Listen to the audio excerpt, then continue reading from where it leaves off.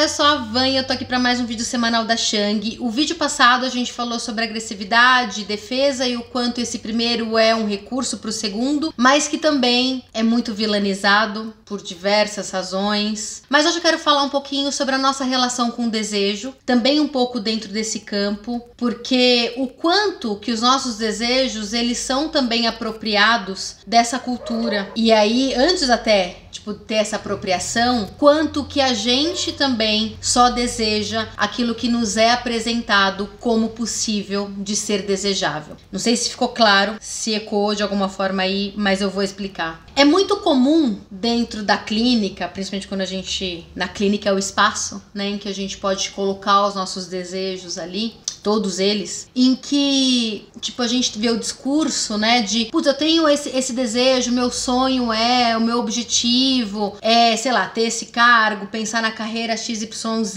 é ter isso, ter aquilo, e muitos ter um filho. Para as mulheres isso é muito comum. Quantas mulheres têm desejo de ser mãe? E será que é um desejo de ser mãe genuíno? Ou se isso foi apropriado por conta de um caminho possível e daquilo que é esperado de uma mulher que é ser mãe, e vários outros, né, em diversos sentidos. Então, o quanto que o nosso desejo, ele sempre tá dentro desse campo do que é possível ser desejado. E aí, em alguns momentos em que a gente tem ali uma leve separação desse contexto, desses conceitos, e a gente consegue ressignificar e colocar um pouco mais e construir um pouco mais a nossa subjetividade, e aí descobrir desejos que sejam reais ali, esses mesmos desejos, eles aí sim, eles são apropriados dessa cultura. Eu vou dar um exemplo aqui que parece muito, que foi o que veio na minha cabeça, que eu acho, não sei se ele é o ideal, mas enfim, eu vou jogar aqui. Quando a gente fala, por exemplo, de lazer, né, espaço de lazer, momentos em que, enfim, a gente precisa se desconectar um pouco, e aí apareceu ali o tema da meditação alguns anos atrás, já alguns, né, bem naquela onda namastê, gratiluz, que eu não sou muito adepta, não sou nada adepta, mas que, enfim, dentro desse movimento, isso vem como uma solução, como um caminho alternativo para fugir um pouco desse lado produtivo em excesso que a gente tem. Então as pessoas, para conseguirem relaxar um pouco, falam, putz, tem a meditação, e é legal, tem vários, enfim, recursos, traz muitos, enfim, uma sensação de bem-estar, tá tudo certo. Só que aí vem, esse lado da apropriação que eu tô querendo dizer. Cria-se então a ciência da meditação, e aí com todos os nomes, mindfulness, enfim, todos os nomes que podem existir por aí, variações dentro disso, em que então pega-se esse estado meditativo, essa atitude, enfim, esse lugar da meditação, e transforma isso em produto, em mercadoria, para que a gente então possa ter o desejo de comprar, de consumir. Então, algo que estava ali fora desse contexto foi apropriado e transformado em mercadoria. Então, o que eu tô querendo dizer é que muitas vezes, né, pensa assim, tem aglomerado aqui, que é todos esses conceitos, tudo isso que a gente recebe dessa cultura, dessa sociedade. Quando a gente consegue, de certa forma, olhar e falar, putz, eu não quero mais estar colado a isso, eu quero sair, né, e aí a gente se separa. Então, a gente se torna uma partícula independente, apesar de nunca ser realmente independente, mas assim, com um passinho pra lá. Esse aglomerado pega e fala, não, isso aqui faz parte, também precisa ser nosso, né? Como assim você tá saindo desse lugar? Beleza, tá saindo? Vem cá que eu vou dar um jeito de criar um anexo que vai fazer com que você continue fazendo parte desse aglomerado. Acho que meu exemplo foi péssimo, mas eu acho que deu pra dar uma ilustrada aí. E a grande questão é, sim, isso vai acontecer. E vai acontecer inúmeras vezes. O meu objetivo aqui, o meu intuito com esse vídeo, não é então dizer, então você não pode sonhar, você não pode desejar, nem adianta desejar, porque isso vai ser apropriado, né? E enfim, e tem todo esse contexto. Muito pelo contrário, é falar, se esse sonho, ele for apropriado de novo por essa sociedade, a gente sonha de novo, a gente constrói de novo, a gente ressignifica mais uma vez, quantas vezes forem necessárias. A grande questão é uma atitude, uma forma de viver questionadora e com talvez ali o objetivo, o intuito de construir uma subjetividade que seja realmente uma subjetividade, que não tem nada a ver com individualidade. Na verdade é o oposto disso, porque a gente vive hoje uma individualidade homogênea, né? Então o ideal é todo mundo ser parecido. Aquele negócio da massa, né? Teoria da massa, em que a gente tem que apagar a nossa subjetividade para se encaixar. Então a gente deixa de lado os nossos desejos e compra esses desejos que nos são vendidos, porque isso que é o certo, isso que é apresentado como o melhor, como o que é sucesso, o que é felicidade, vai te fazer feliz, você como mulher ser mãe. Ah, não, eu não quero ser mãe. Não, você não quer ainda. Ou então, não, mas você não sabe como é bom. E aí tem o mundo todo te convencendo o tempo inteiro, mesmo de formas subjetivas, de que ser mãe é o que vai te trazer felicidade, né? Então, e esse possível, ele vem em várias camadas, de diversas formas, e que a gente vai recebendo, mesmo que de uma forma inconsciente, não de uma forma ativa ali, tão clara assim. E aquilo vai sendo internalizado. Até o momento que a gente acorda e fala, nossa, que vontade de ser mãe que me deu. Essa vontade não veio do nada, essa vontade ela veio de toda essa construção e de tudo isso que lhe foi apresentado como um caminho possível e um caminho legal, um caminho adequado. E aí, se você se sente inadequado, porque você não gosta daquilo, vem uma sensação de não fazer parte, vem uma dor também em todo esse processo, obviamente, porque não fazer parte dói, né? Tipo, nós temos uma necessidade, uma das primárias, das nossas necessidades mais básicas, que é de pertencimento, que é de ser amado, enfim. E se a gente percebe, então, que tem alguma coisa ali em nós que não faz parte desse contexto todo, é muito comum, então, a gente se abandonar para então se juntar nesse aglomerado, né? Nesse todo. E aí sim a gente desconstrói, ou então a gente tipo nem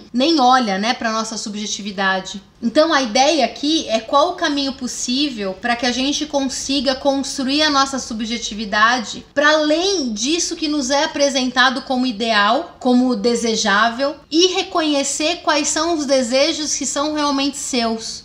Só que assim, é claro, é óbvio que tem todo um percurso e um caminho para isso. Antes da gente ter um desejo, a gente precisa se reconhecer como um ser desejante. E um ser desejante também para além daquilo que nos permitem desejar. Então aí a gente tá falando de um lugar de permissão, um lugar de validação. Nós como adultos, a gente muitas vezes espera uma validação externa. Ainda nesse contexto, nessa necessidade de ser amado, né, de fazer parte e tudo mais, a gente busca a aprovação desse aglomerado. Então, para soltar e bancar esse soltar, a gente muitas vezes precisa passar por todo esse processo de ressignificação, né, dessas relações e da forma, né, como a gente se relaciona com o mundo e com nós mesmos. Enfim, e aí tem todo um outro caminho, que eu não quero me aprofundar nesse vídeo, porque ele é pra falar sobre outras coisas, eu vou dar uma olhadinha aqui na minha cola. E também, né, eu acho que um ponto importante, nada também do que eu tô falando aqui tá sendo norteado por aquele discurso positivista, né, dentro dessa nossa sociedade, que é aquilo lá, tudo é possível, basta você acreditar, sabe? Igual aquela musiquinha lá da Xuxa. Não é dentro dessa linha também, porque até aquilo, toda possibilidade, tudo aquilo que é possível, sempre vai ter um limite. Seja esse limite social, econômico, individual, cultural e tantos outros inomeáveis, indefiníveis. Então, existem vários motivos que limitam essas possibilidades. Elas não são ilimitáveis, mas ainda assim elas são maiores do que aquela que a gente consegue ver, do que aquela que a gente consegue identificar dentro do que nos é apresentado. Então, às vezes, é sair um pouquinho daqui e olhar, né, enfim, pro que vai além, não só fora, mas o que vai além aí dentro dessa construção subjetiva, né, como eu já falei. Então, assim, o ponto principal desse vídeo, que eu não sei se ficou claro até agora, isso com, sei lá, trocentos minutos já, é pensar o quanto que a vida, ela sempre é um movimento, mesmo que esse movimento, ele também esteja na ausência de movimento, na não ação, né? Porque não é só o movimento o tempo inteiro, a não ação, ela também configura isso, de ruptura. Então, o nosso objetivo, a nossa reflexão, ela tem que ir para um movimento de ruptura com aquilo que nos é apresentado, para que a gente consiga perceber e constituir para além de tudo isso.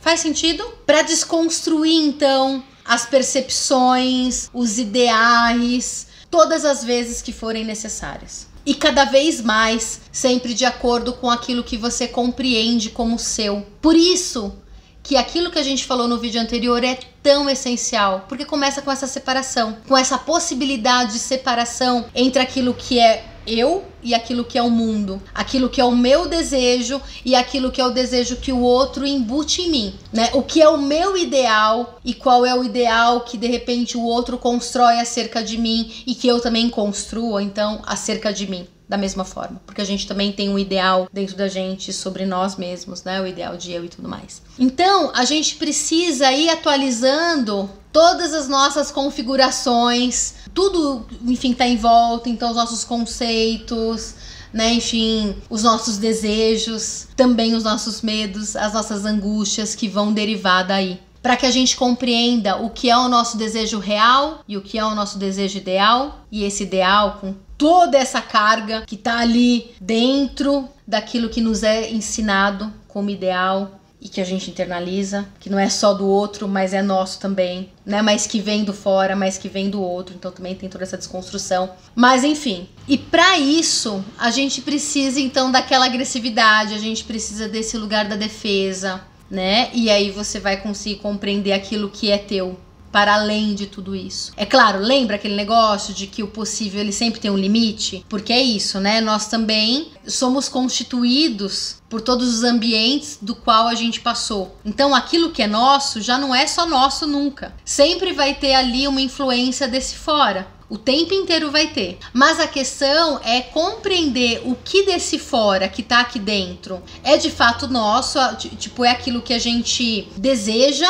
ou é aquilo que de repente a gente só tá reproduzindo, né, num processo, num loop aí em automático, né? Então essa separação não necessariamente significa se tornar algo totalmente diferente e com uma subjetividade totalmente sua, porque não existe algo que vai ser totalmente seu e só seu, porque já aquilo que é seu é constituído com base nesse outro, nesse fora. Mas a gente precisa ter consciência de tudo isso e trazer então esse espírito, né? Eu acho que posso dizer assim, esse espírito mais revolucionário, inquietante, questionador, para que a gente consiga criar outras possibilidades que vão de repente ser muito mais possíveis do que aquela que nos é apresentado. Afinal, dentro de todos esses conceitos que nos são apresentados como possível, o que de fato é possível? Ou então é só um discurso para que a gente continue a fazer essa roda girar, para que a gente continue a viver sempre para o que está fora. Então assim, tudo isso faz parte de um conceito que eu tenho muito forte daquilo que é a transformação.